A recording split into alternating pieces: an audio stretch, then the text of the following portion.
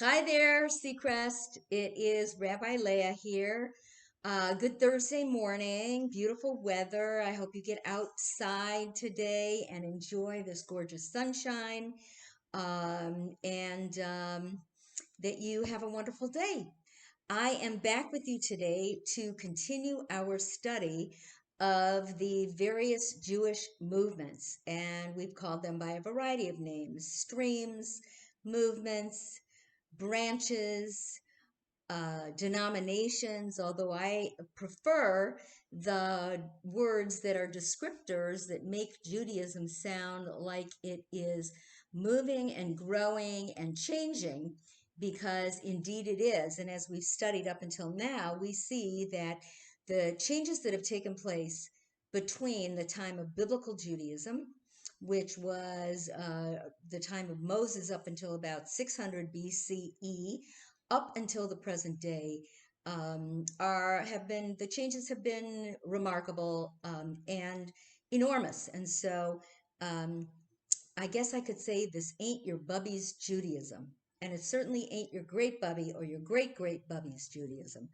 So when we left on Tuesday, I had been talking about Reform Judaism, and in particular, the development of Reform Judaism as an outgrowth of the Enlightenment of the 18th century, particularly in Europe. And so it was a response to a Judaism which had been really steeped in halakha, in Jewish law. And as Jews, particularly in Europe and in Germany, were becoming more enlightened in terms of scientific knowledge, theological thinking, philosophy, theology, and so on, it became necessary to look for um, a way in which to make Judaism alive for the people living at that time. And so there were the early reformers, predominantly in Germany, who decided that anything related to halakha, to the orthodox practice of Judaism according to the Talmud, the codes, the Mishnah, Gemara, and so on, was no longer appropriate for them as modern Jews living in the 18th and 19th centuries. And so many of the practices that had been common until that time, which were just kind of expected and were part and parcel of being Jewish, were now looked at and scrutinized and determined whether or not they rendered any meaning anymore for those who were Jewish.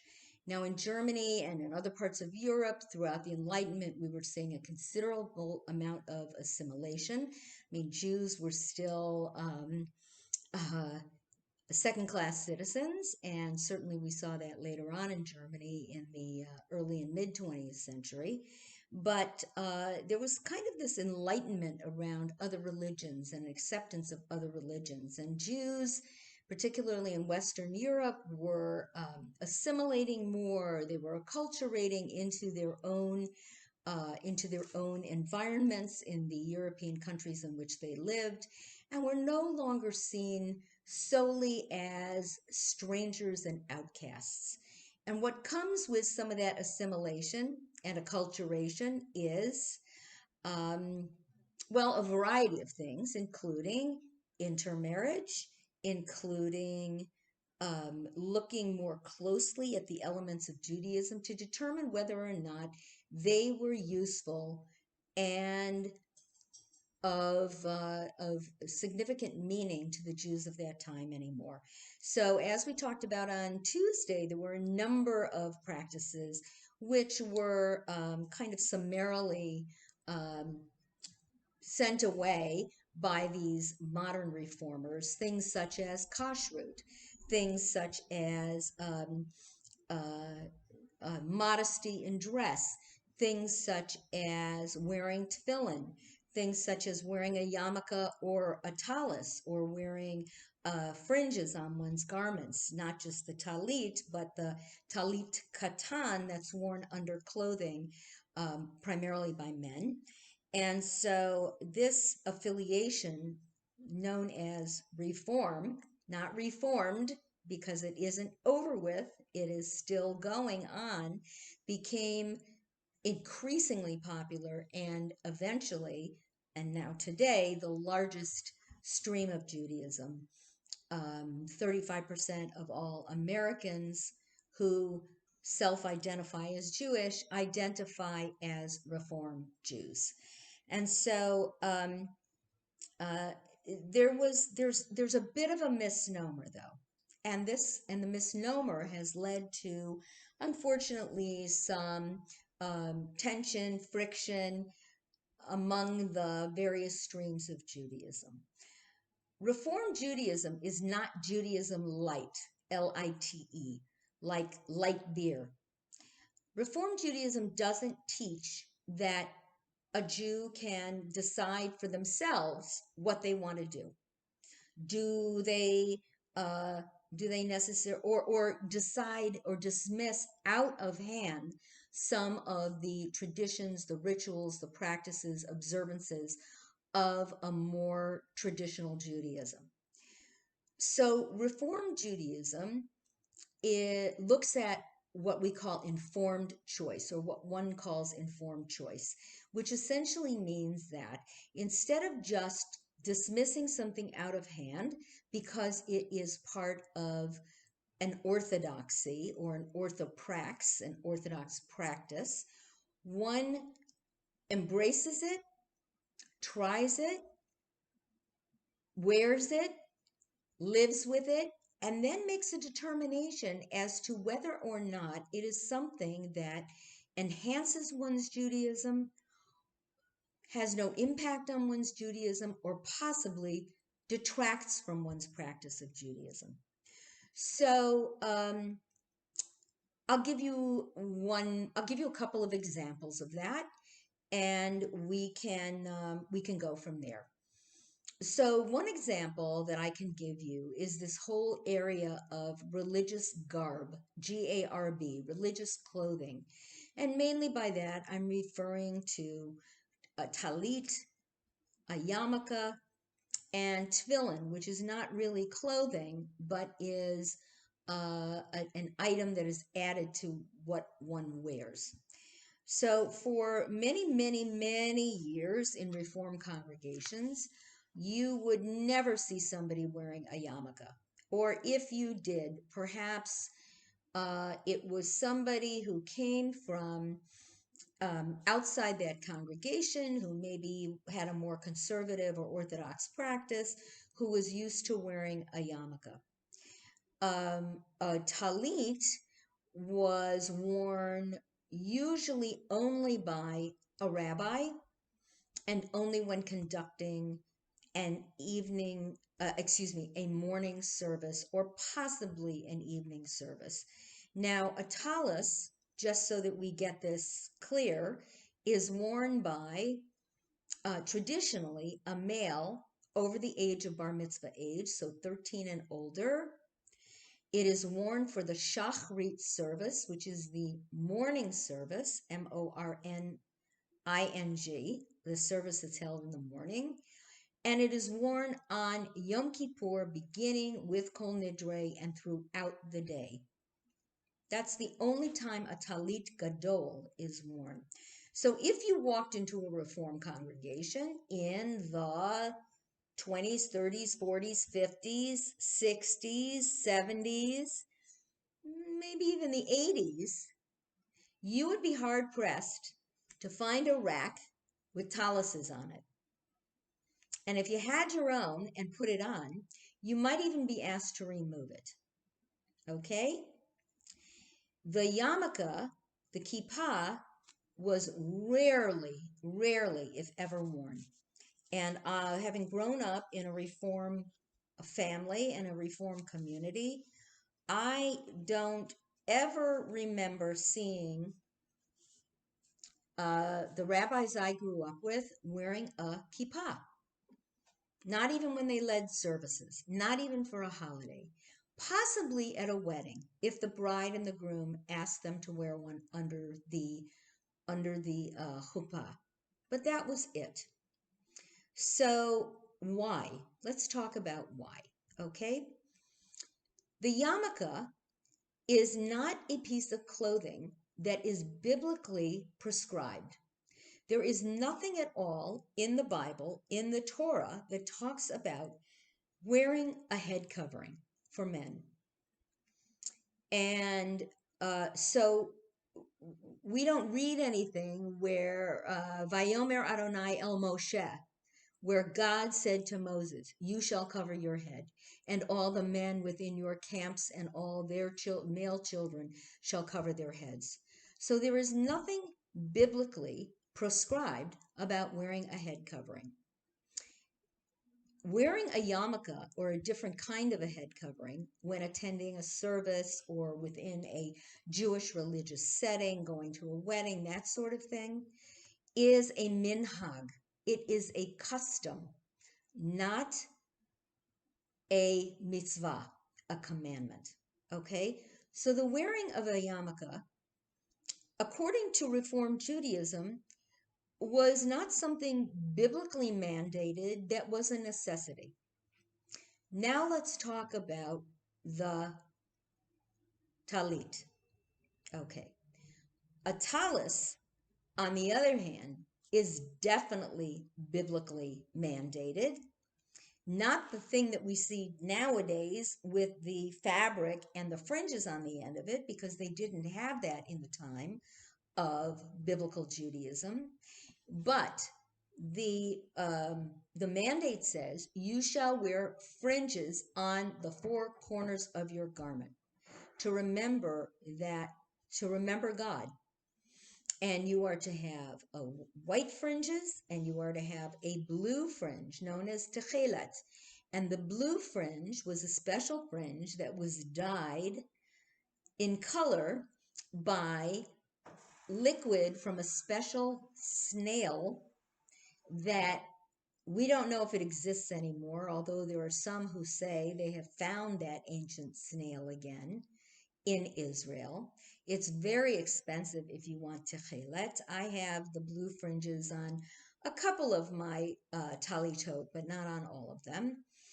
And the reason you have different colored fringes is so that you can see them whether it is daytime or nighttime. You know, when it's night, you can't really see dark colors, can you? But you can certainly see light colors. And similarly, during the day, if the sunlight is really bright and really blinding, sometimes it's hard to see a light color. So the dark color serves the purpose there.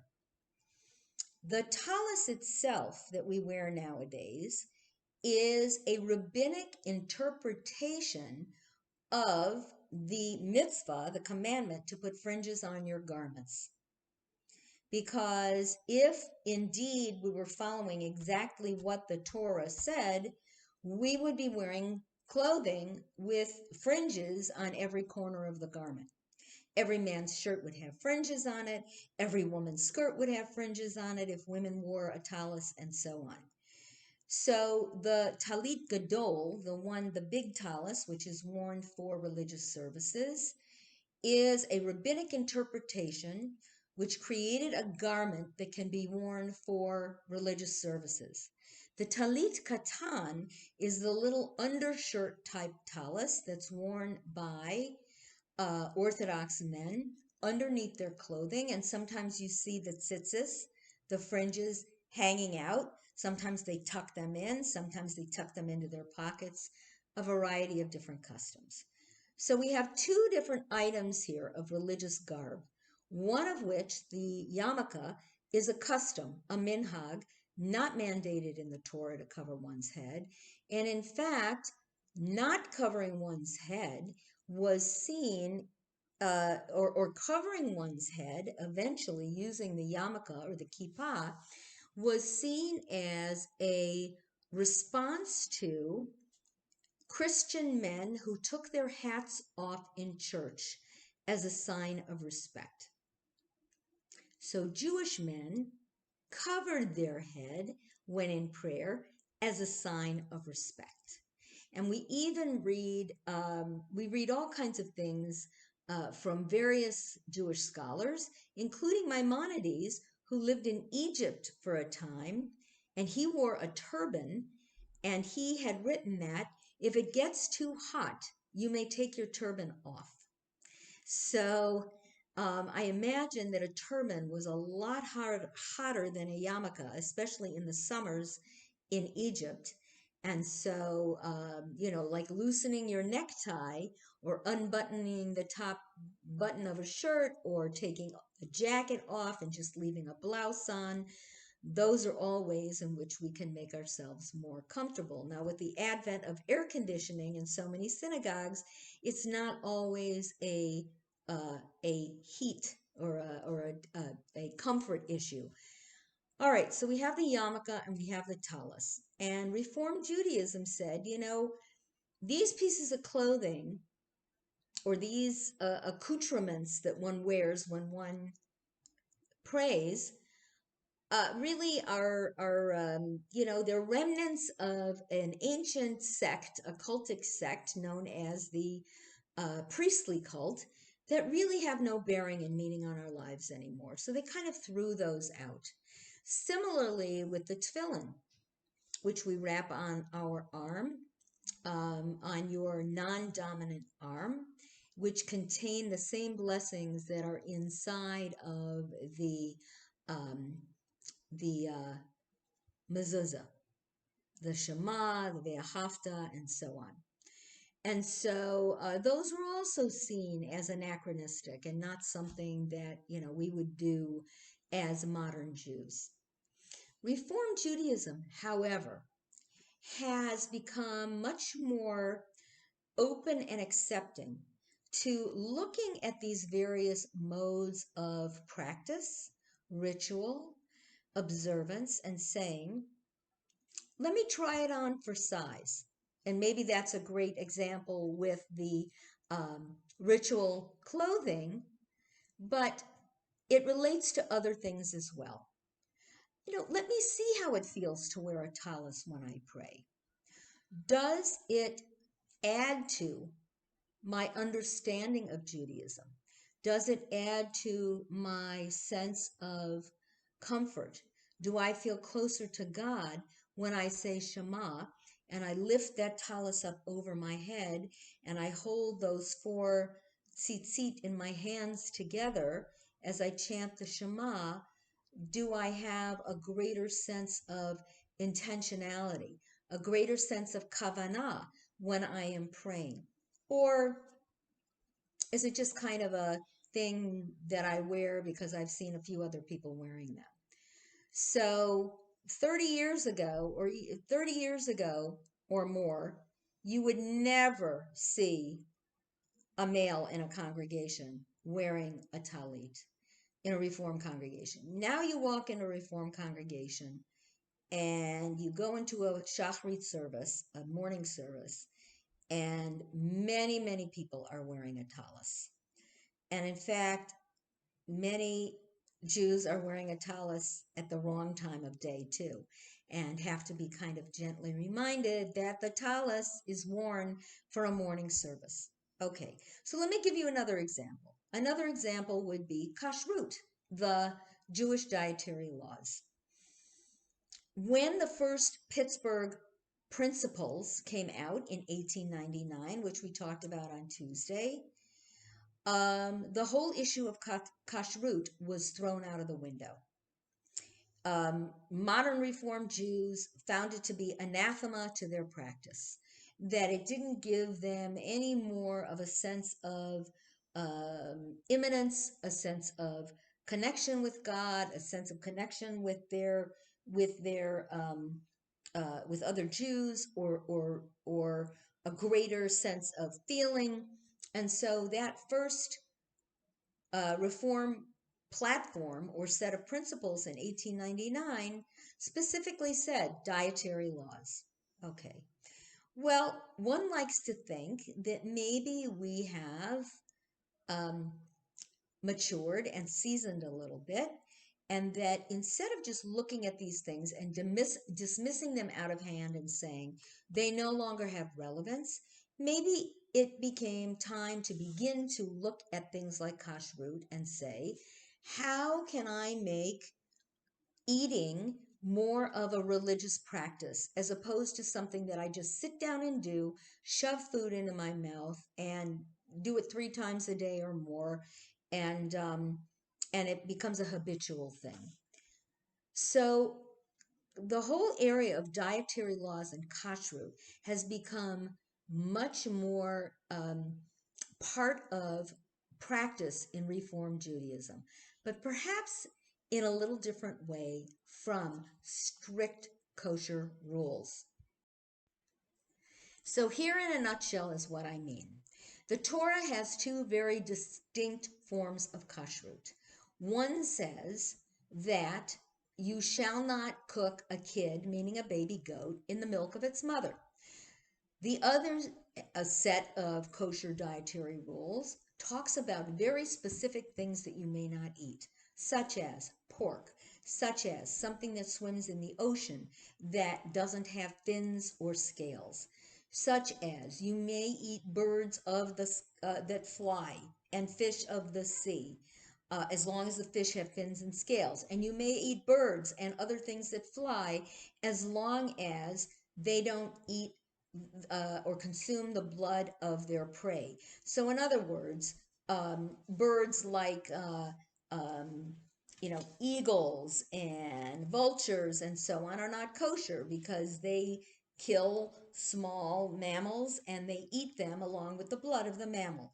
So we have very specific kosher laws, and then we have kosher laws about what you may eat with what. So milk and meat, for example. So we have a combination here, whereas the tzitzit, wearing a tallis or something with fringes on the corners, is right out of the Torah, and the yarmulke is a custom, a rabbinic custom, and whereas wearing the tefillin comes from Ve'ahavta, which says you shall have them as a sign upon your hand and a symbol between your eyes. That's also a rabbinic interpretation. But with regard to kashrut, we have very specific rules, some of them which are right in the Bible and some of which are rabbinic in nature. And that means that the rabbis saw this law that said, do not cook a kid in its mother's milk, and came up with a very elaborate system of kashrut that says you have to have separate dishes, separate silverware, separate cups, separate cooking utensils, separate pots and pans, separate ovens, everything separate so that milk does not touch meat. Again, that was a rabbinic interpretation. So there are some Jews, Reform Jews, who have looked at kashrut and said, look, you know, this mixing milk and meat thing really doesn't resonate with me, but the Torah says don't eat pork and don't eat shellfish. So I'm going to take that on. Okay? There are other Reform Jews who may say, I'm going to keep kosher at home, but I will go out to eat at a restaurant, but I'm not going to order anything treif. So I'll have fish, or I'll have salad, or I'll have pasta with vegetables, or something like that. Or I'll go out and eat, and I won't mix milk and meat out, but I will eat non-kosher meat. So there are varying degrees of kashrut that have been adapted and adopted by Reform Jews by looking at the whole broad spectrum of keeping kosher and saying, you know, this piece of this I have tried and it doesn't really resonate with me or make me feel more Jewish or more spiritual or closer to God. But this does. You know, when I go out to a restaurant, I don't mean I, but when one goes out to a restaurant and looks at the menu and there is, spaghetti with meatballs that are made with pork, or there is a pasta primavera with vegetables, they may choose not to eat the pork. This is a very personalized decision. There is a whole area of kashrut now that is being practiced by Reform Jews as well as other progressive Jews. And I do consider conservative Jews to be progressive Jews in many, many ways. And that is what is known as eco kashrut. So that instead of eating this or not eating this and eating that because it's kosher or not kosher, or preparing things that are kosher and not kosher, is looking at the foods themselves, determining how they were produced. Are they fair trade foods? Are they foods that are, or not only foods, but products of all kinds that are produced in factories where children are being used as labor, where in third world countries people are losing limbs or losing their lives using certain kinds of equipment that is dangerous for them. So looking at kashrut, by the way, the word kosher means fit, F-I-T. Is it fit for consumption? Is it fit to wear? Is it fit to use? And that word fit can mean a lot of different things to a lot of different people. So Reform Judaism would say, what is your interpretation of that word kasher? What does it mean to you? Does it mean strictly abiding by the laws of kashrut, not eating meat with milk and so on? For some people, it means um, taking on a vegan lifestyle, which for some vegans is a non-punitive lifestyle, at least non-punitive to animals. So a vegan may eat a product that is not strictly kosher. In other words, it doesn't have a hechsher on it, but it won't have milk in it. It won't have meat in it. They won't wear leather. They won't wear silk, and so on and so forth. So nothing that would possibly harm an animal.